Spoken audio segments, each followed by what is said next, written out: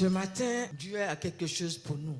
Amen. Alors, notre premier texte, c'est dans le livre de Actes, chapitre 3, verset 1. Il dit, Pierre et Jean montaient ensemble au temple à l'heure de la prière. Alléluia. C'était la 9e heure. Alléluia. Au verset 2, il dit, il y avait un homme boiteux de naissance qu'on portait et qu'on plaçait tous les jours à la porte du temple, appelé la Belle, pour qu'il demandât l'aumône à ceux qui entraient dans le temple. Au verset 3, il dit, cet homme voyait Pierre et Jean qui allaient y rentrer, leur demanda l'aumône. Pierre de même que Jean, c'est fort, Pierre de même et Jean fixa les yeux sur lui et dit, regarde-nous. Alléluia. Et il les regarda attentivement. Alléluia. S'attendait à recevoir de quelque chose. Alors Pierre lui dit, je n'ai ni argent, ni or, mais ce que j'ai, mais ce que j'ai, je te le donne. Au nom de Jésus de Nazareth, lève-toi et marche. Alléluia. Voici un texte que, bien aimé, on vient de lire. Je pense que beaucoup de personnes d'entre nous ici connaissent ce texte-là. Alléluia. Vous avez déjà lu ce texte et vous savez de quoi il s'agit. Amen.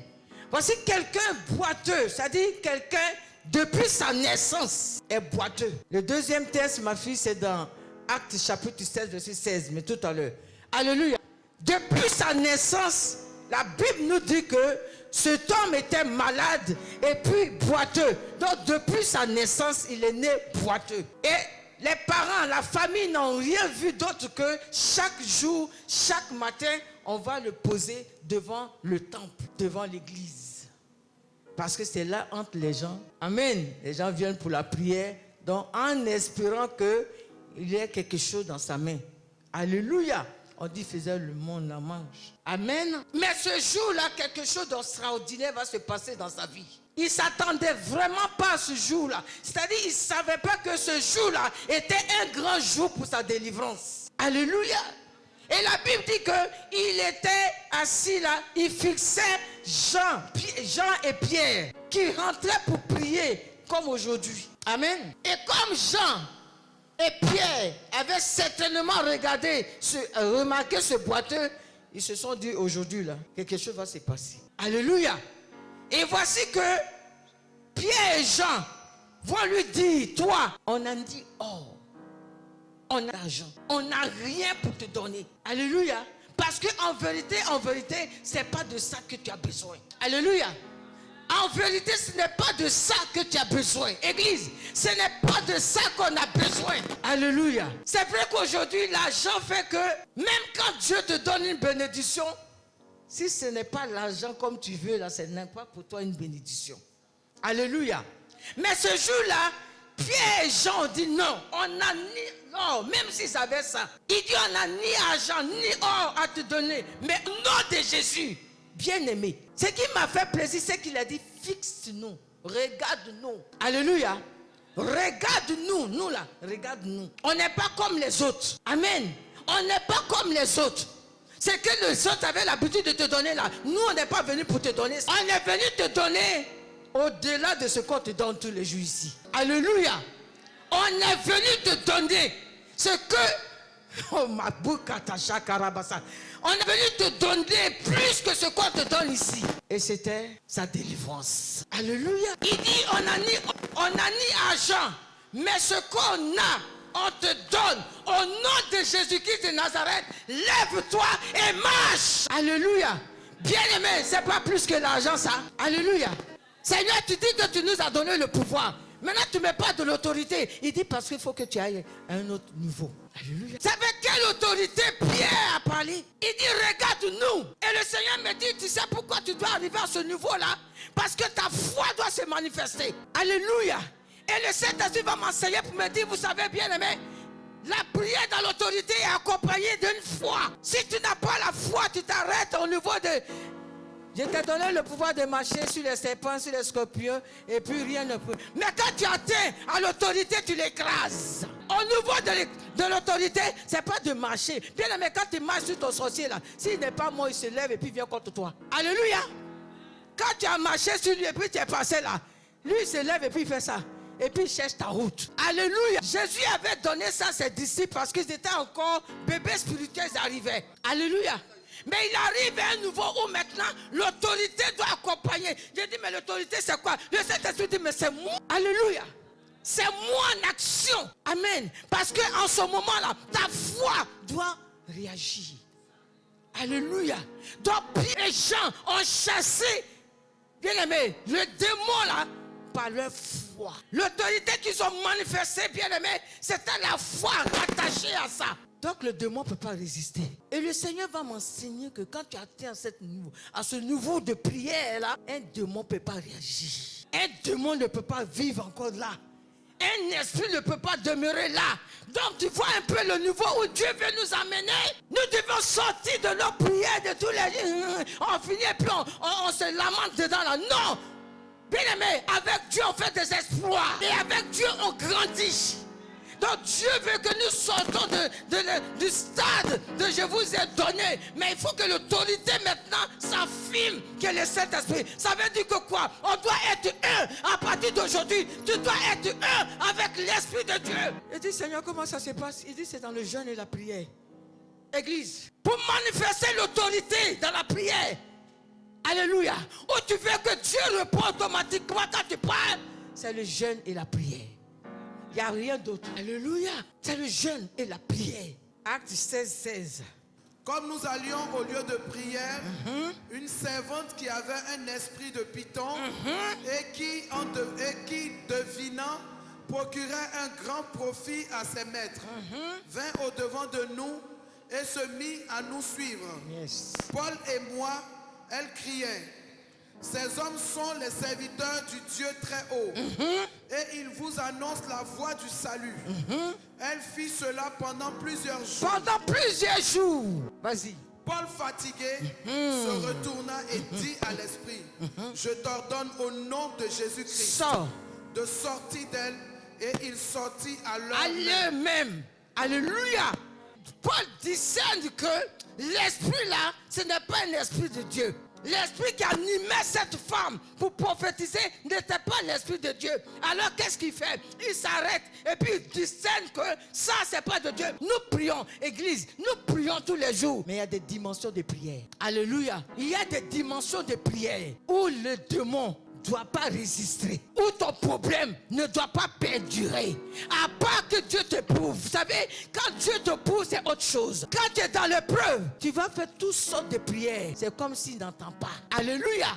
Mais quand tu n'es pas dans ton épreuve, tu es dans ton normal. Bien aimé, quand tu manifestes l'autorité dans la prière, l'esprit ne peut pas résister. Non, même le problème, que toi tu appelles problème là, elle ne peut pas résister. Parce que le pouvoir que nous avons eu, c'est vrai. Mais Dieu veut qu'on arrive à une autre dimension. Où quand on se lève, qu'on crie, le démon fuit. Tu peux perdre ton pouvoir, mais tu ne perds pas ton autorité. Vos maires, vos présidents, quand ils sont plus présidents, ils perdent leur pouvoir. Mais l'autorité reste. Parce qu'on dit ancien maire, ancien président. C'est ça l'autorité. Ancien maire, ancien président. Il ne peut plus exercer, mais son autorité reste. Pour nous les chrétiens, c'est le Saint-Esprit. Alléluia. C'est le Saint-Esprit. Tu ne dois pas perdre le Saint-Esprit de vue. Non, Église, on ne doit pas perdre le Saint-Esprit de vue. Le Saint-Esprit est notre gage. Le Saint-Esprit est notre fille. Le Saint-Esprit est tout pour nous. Alors si nous voulons manifester la puissance de l'Esprit, il faut que nous soyons avec lui. Et on peut l'être, nous tous ici. Situation se passe dans ta vie. Tu poses ta main. Tu dis, toi, sors au nom de Jésus. Et il va t'obéir. L'inquiétude et la peur ne marchent pas avec la foi. Par conséquent, tu ne peux pas manifester l'autorité dans la prière. Parce que lorsque tu doutes, le Saint-Esprit se met à côté. Tu pries, oui, mais il est à côté. Lorsque tu t'inquiètes, que tu pries, le Saint-Esprit se met à côté. Mais quand tu es sûr et convaincu de ta prière, il est en toi. Et puis il agit. Lis Matthieu chapitre 21, verset 23 à 27. Jésus se rendit dans le temple et, pendant qu'il enseignait, les principaux sacrificateurs et les anciens du peuple vinrent et lui dirent, par quelle autorité fais-tu ces choses? Par quelle autorité tu fais ces choses, ces miracles-là? Pourquoi? Parce qu'ils avaient reçu le pouvoir de pouvoir prêcher la Torah. Ils avaient le pouvoir de mettre les gens en prison. Ils avaient le pouvoir. Mais l'autorité que Jésus a manifestée pour chasser les esprits, guérir les malades le jour du sabbat, ça c'est quelque chose qu'ils n'avaient jamais vu. Alors continue ma fille. Et qui t'a donné ça? Ils sont étonnés. Alléluia. Faut t'asseoir. Voici des gens qui disent que c'est des docteurs de la parole. Ils connaissent les choses d'après eux de Dieu, mais ils ne connaissaient pas le Saint-Esprit. Alléluia.